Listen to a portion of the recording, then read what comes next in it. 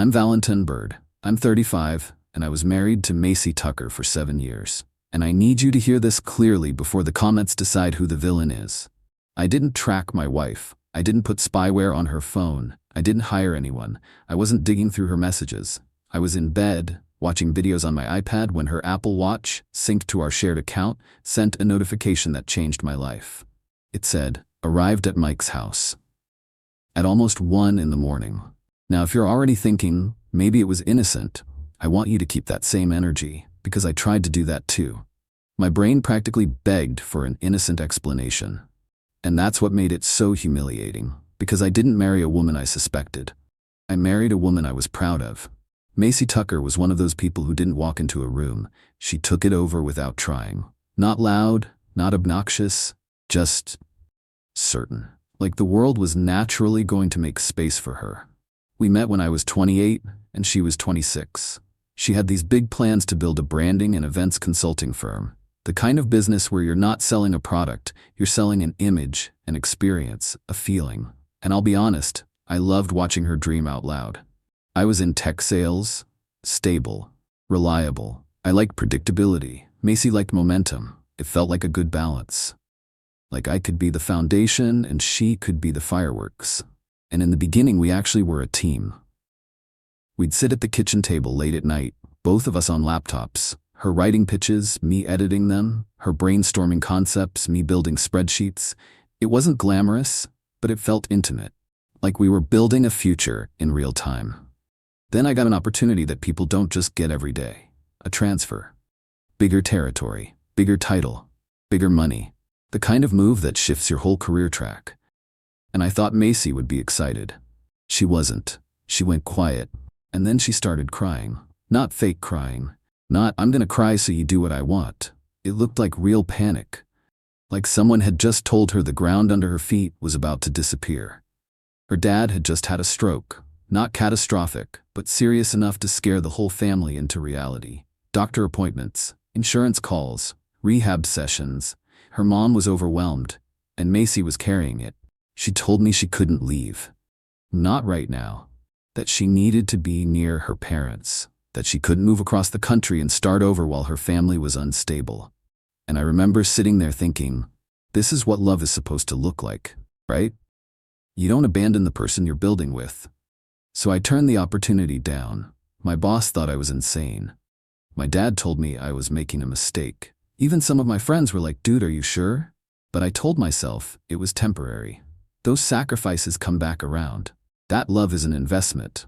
And since I'd already made one sacrifice, I made another. Because Macy's business was more than a dream to her. It was her identity. She had the talent, she just didn't have the capital. Her savings were basically wiped by family emergencies. So I gave her $30,000. Not a loan. Not, "We'll write something up." I gave it. For my savings. The money I'd built since my early 20s. I paid for the LLC, the website, the branding photos, the office deposit, the business cards, the whole make it look legit starter kit. I covered our living expenses while she built a client base, and it worked. Macy was good, like genuinely good. Within a couple years, she had real clients, real contracts, real money coming in. That's also when Ariella Knox became a permanent part of our lives. Ariella was Macy's best friend, like a sister-level close friend. Calm, organized, the type of person who could handle chaos without turning it into drama. Macy brought her into the business officially as operations, and I loved that, because I trusted Ariella. Ariella wasn't the type to hype Macy up into stupidity. She was the type to protect the business from Macy's impulsive side. If Macy was the face, Ariella was the spine. So when we got married, we bought a house, and Macy's business kept growing. I thought we were winning. And yeah, I put down the down payment. Over $70,000. The deed was in both our names, but the money was mine. I didn't care, because I believed in ours. Here's why I'm telling you all this up front. I need you to understand how solid everything felt, so you understand how insane it was when it started shifting. Because about 8 months ago, Macy started changing, quietly. It began with little comments, not screaming, not obvious disrespect, just little cuts that add up. I'd mention a role opening at work and she'd say, "You like comfort, Valentine. You're a comfort guy." Or she'd talk about her clients, founders, executives, investors, and say, "It's wild what people do when they're hungry." And then she'd look at me like she was saying something without saying it. And maybe I was sensitive, but it felt like she was implying I wasn't hungry enough. Like I was behind. And I was doing fine. I was steady. I was providing. But I hadn't made the big leap I could have made if I'd taken that transfer. She knew why. We both knew why. Then she started working late. At first I told myself it made sense. Business growth, more clients, more demands. But it wasn't just once in a while. It was 3 or 4 nights a week. She'd come home at 10 or 11, sometimes later. And when I asked about it, she didn't reassure me. She attacked me. She'd say I was being clingy, that I was insecure, that I should be proud of her success instead of questioning it. And here's the part that messes with you. When someone accuses you of being controlling, you start policing yourself. You start thinking, okay, don't ask too many questions, don't sound suspicious. Don't be that guy. So I backed off. Then came the phone behavior. The screen turned away when I walked by. The quick swipe to close apps, taking calls in the other room. And then, after years of not caring, she put a passcode on her phone. I asked calmly, just, "Hey, why the passcode now?" She laughed. Not cute, not playful, sharp. "Are you that guy now, Valentin?" That sentence is a trap, because if you say no, you drop it and you stay confused. And if you say yes, you become the villain she's already describing. So I swallowed it. I told myself I was overthinking, and then I started hearing the name Mike. At first it was casual, like he wasn't important. Mike wants the mock-ups by Friday. Mike's picky, but he pays. Mike has connections with venues. Mike might introduce me to someone huge. Mike was positioned as a business contact, a client liaison, a connections guy, a door opener. I never met him, never saw a picture, just a name that started showing up too often for someone who supposedly didn't matter. Then the weekend trips started, conferences, networking, brand retreats, and it all sounded legit enough that questioning it felt petty. But what bothered me wasn't the travel. It was that Macy used to document everything, and suddenly she had nothing to show. No photos, no conference badge selfies, no group dinners, no "so grateful to connect" posts, just blank space. Tell me if I'm crazy, but when someone who posts everything suddenly posts nothing, that's not privacy. That's concealment. 3 weeks before the notification, Macy told me she was spending the weekend with her mom, helping with appointments, spending family time, decompressing. And she said Ariella Knox might stop by too. That detail made me relax, because Ariella being involved made it feel safe, grounded, like I was being paranoid for even questioning it. Macy left Friday afternoon, kissed me goodbye, told me she loved me, said she'd call later. I stayed home. I worked. Ate leftovers. Did laundry, watched something mindless, normal life. That night, I got into bed with my iPad.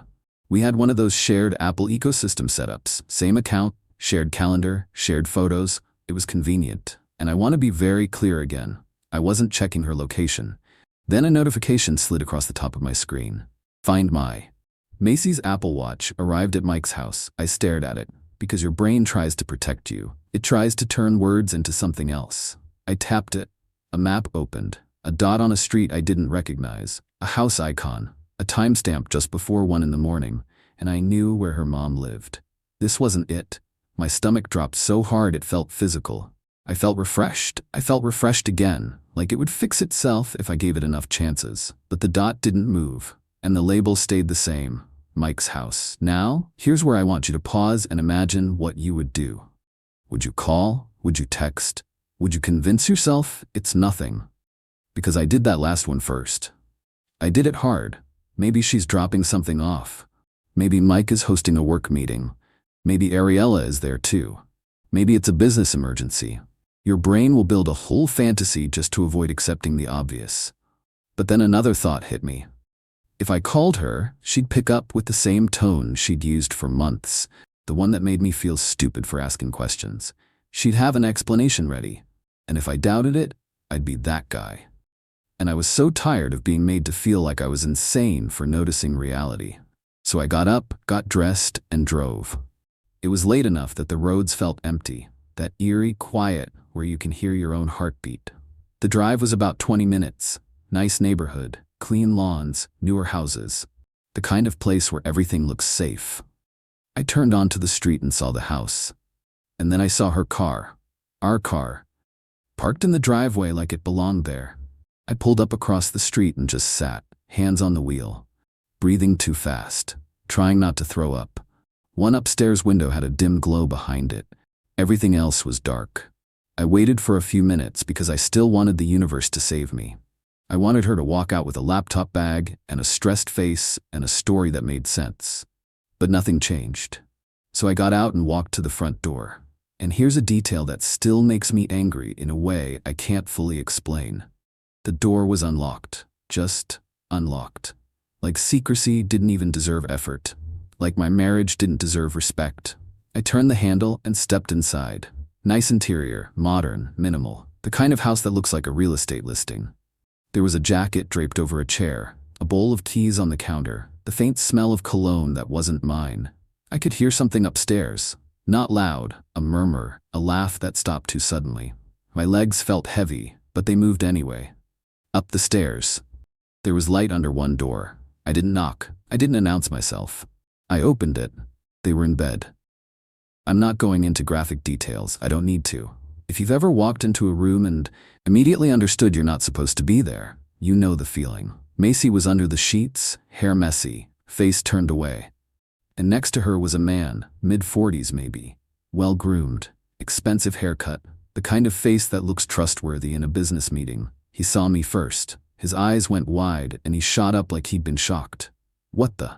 Macy turned around, and her face drained. Not guilt first, not sadness first, fear first. She grabbed the sheet to her chest like that could undo anything. For a few seconds, nobody spoke.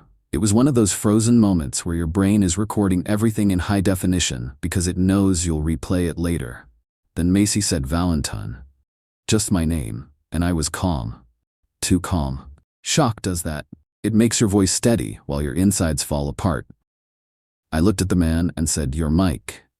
He started to move like he wanted to stand up, and I held up my hand. "Don't, I'm not here for you." He froze, like he didn't know what role he was supposed to play. Macy opened her mouth, closed it, opened it again. Then she went with the most cliché line on earth, "It's not what it looks like." I almost laughed, not because it was funny, because it was insulting. I said, "Okay, then tell me what it is." She started crying, not soft crying, panic crying, the kind of crying people do when they feel their options closing. I looked at Mike. "How long?" He stared at me like I'd asked him to do math. Macy whispered, 4 months. Then, like the number didn't even matter, she added, "Maybe 5. And that maybe hit me like a slap, because it meant it wasn't one mistake. It was a routine. It was a second life. It was her coming home late and lying in my face like it was normal. I said, "So all those late nights?" No answer. All those weekends? Still nothing. Then she said the sentence that made it worse. She said, "I didn't mean for it to happen. He understands me." He understands me, as if I was the problem. As if this man was some kind of therapist for her soul, and I was just furniture in her house. Something in me cracked, but my voice stayed steady. I said, "I turned down a career move for you. I funded your business. I put the down payment on our house. I stayed steady so you could chase big, and you used that life to come here." Macy tried to reach for my hand like we were in a movie where love fixes betrayal if you just hold on tight enough. I stepped back. I said, "Don't come home tonight." Then I corrected myself. "Actually, don't come home at all." And I left, down the stairs, out the door, into my car. My hands were shaking so badly I had to sit there before I could drive. And when I drove home, the world looked exactly the same. Streetlights, quiet roads, normal houses. That's one of the cruelest parts. The world doesn't change when your life does. I didn't sleep. I sat on the couch in the dark and replayed the last year like it was evidence. Every time she called me clingy, every time she said I was insecure, every time she made me feel like I was holding her back while she was quietly building a whole other life. In the morning, I started making calls, not because I wanted drama, but because I needed the lie to die in daylight. First, I called Ariella Knox. If anyone was going to tell me the truth, it was Ariella. I said, "Were you with Macy this weekend?" Silence. Then Ariella said carefully, "She told me she was with her mom." That's when my chest tightened. So I told Ariella everything. The notification, the drive, the bedroom. Ariella didn't defend Macy. She didn't say people make mistakes. She just whispered, "Oh my God." Then I called Macy's mom. Not to punish her, just to confirm reality. I asked if Macy was there. Her mom sounded confused. "No, I thought she was with you." And that was it. The lie didn't just crack, it shattered. Macy called around noon, crying, shaking, "We need to talk." Then she switched tones like flipping a light switch. She said, "How could you go to his house like that? Do you know how crazy that is?" And that's when I realized something that took me way too long to learn. Even caught, her instinct wasn't accountability. It was controlled. She wanted to flip the narrative so fast that I'd forget what I saw with my own eyes. I told her, "Don't come to the house." She came anyway. Of course she did. She showed up banging on the door, yelling that I couldn't lock her out, that I was being abusive, that I was punishing her. And I'm going to say this carefully. I'm not giving legal advice, I'm just telling you what I did. I didn't open the door, because I wasn't going to let her turn my front porch into a courtroom where she played the victim and I played the monster. I told her through the door, "We'll talk with professionals involved. Not like this." She screamed that I was ruining her life. And in my head I just kept thinking, you ruined your life when your watch arrived at Mike's house at 1 a.m. The next week was nuclear. She wanted money from our joint account for business expenses. She started talking about what she deserved. She started threatening me. And then, like Ariella's warning came to life, Macy began planting a story. Mutual friends texted me, "Hey, Macy says you've been monitoring her." And I just stared at my phone like, are we really doing this? Are we really pretending the problem is that a watch synced to a shared account showed a location? So yes, I did something petty. I made one clean statement online. No names, no details. Just, "We're separating due to infidelity, and I need space." Because I wasn't going to let her rewrite history and make me the villain. Her phone blew up. Mine did too. She called screaming that I was destroying her brand. Her brand. As if our marriage was just a marketing asset she could manage. Then Ariella called me back, and what she told me was the twist that made everything feel colder. Ariella said, "Valentin, I need you to listen carefully." She told me Macy had been getting advice from Mike for months, not business advice, life advice. Advice on how to protect herself financially. Advice on how to separate exposure. Advice on how to keep options open. Ariella said Macy had asked her, more than once, to categorize certain payments differently so Macy would look less personally attached to the income. Ariella refused. And then Ariella said the sentence that made my skin go cold.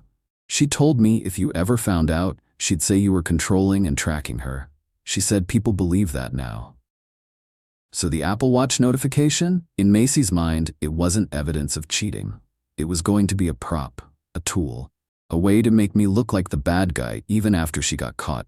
I thanked Ariella, and I believed her. Because Ariella didn't gain anything from telling me the truth. If anything, she lost everything. Her job, her friendship, her stability. Not long after that, I filed, and while paperwork moved slowly, consequences moved fast. Clients started dropping Macy. Not all of them. Some people don't care what you do as long as the deliverables hit. But enough cared that it hurt. Ariella resigned officially. And Mike? This is the part that would be funny if it wasn't my life. Mike disappeared. 2 weeks after I caught them, he cut Macy off. No more calls. No more "he understands me." No more late nights. Just gone. And Ariella later told me why. Mike was married, and his wife found out.